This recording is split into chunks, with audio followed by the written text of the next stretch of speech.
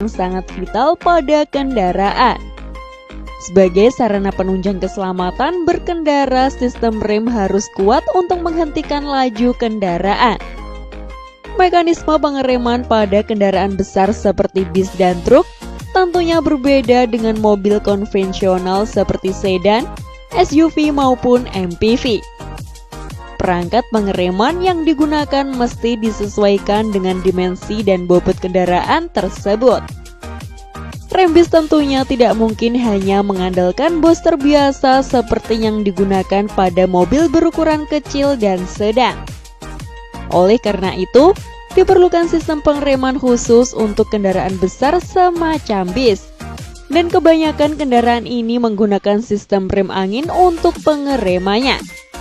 Tahukah kalian kenapa bis atau truk menggunakan sistem pengereman angin? Mari kita bahas bersama-sama.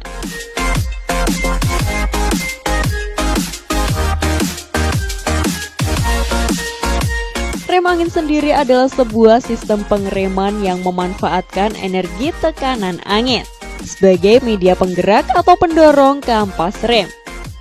Hal ini dikarenakan sifat angin yang memiliki kemampuan untuk dikompresi. Semakin tinggi tekanan angin, maka semakin besar pula tenaga penekanan rem yang didapat. Sistem cara kerjanya hampir sama dengan sistem suspensi udara yang sudah kami bahas pada video sebelumnya.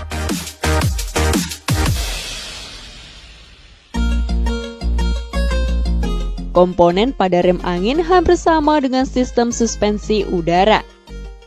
Secara umum, komponennya meliputi kompresor berfungsi untuk mengambil dan menekan udara luar untuk masuk ke tempat penyimpanan yang digerakkan oleh tenaga mesin. Kompresor juga dilengkapi dengan pressure regulator yang akan menghentikan kompresi udara secara otomatis saat tekanan telah mencapai maksimal. Kedua, ada air tank atau tangki udara sebagai tempat menyimpan udara bertekanan yang berasal dari kompresor. Air tank dilengkapi dengan air dryer yang akan menyaring uap air yang terbawa dalam udara. Uap air itu akan dikumpulkan dalam suatu bagian dan akan dibuang melalui check valve. Ketiga, ada brake chamber yang merupakan rangkaian yang berfungsi mengubah tenaga angin menjadi gerakan mekanis. Rangkaian ini terdiri dari membran, pegas diafragma, tuas, dan slack adjuster. Keempat, ada brake valve atau katup udara yang akan membuka dan menutup aliran udara bertekanan dari air tank ke brake chamber.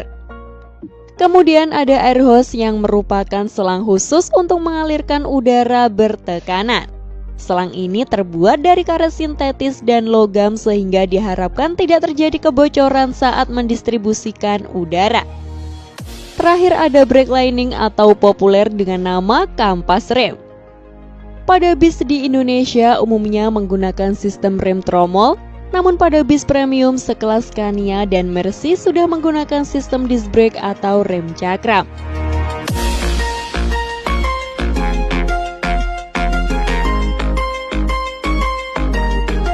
Saat mesin hidup, kompresor akan menyuplai udara ke air tank sehingga tekanan udara di tangki meningkat. Saat tekanan melebihi batas maksimal sekitar 840 kPa, secara otomatis air tank akan membuang udara tersebut ke atmosfer. Saat tekanan udara di bawah 740 kPa, kompresor kembali menyuplai udara ke air tank. Begitulah seterusnya, sehingga tekanan dalam air tank stabil. Udara akan disalurkan ke berbagai komponen pengereman menggunakan air hose atau selang udara. Saat pedal rem diinjak, akan membuka katup yang akan menyalurkan udara dari tangki udara ke brake chamber. Semakin dalam menginjak pedal rem, maka semakin banyak pula volume udara yang dialirkan dan menghasilkan energi pengereman yang lebih besar pula. Pada brake chamber, tekanan angin diubah menjadi gerakan mekanis berupa tuas yang akan menekan kampas rem sehingga terjadi gesekan dengan drum brake dan membuat kendaraan berhenti. Saat pedal rem dilepas, pasokan udara dari tangki akan ditutup. dan udara yang berada di brake chamber akan dibuang ke atmosfer melalui release valve. Hal inilah yang membuat bis mengeluarkan suara khas seperti kentut saat melakukan pengereman. Sedangkan sistem pengereman yang menggunakan disc brake cara kerjanya hampir sama. Tekanan angin yang akan menggerakkan piston di dalam kaliper untuk melakukan pengereman.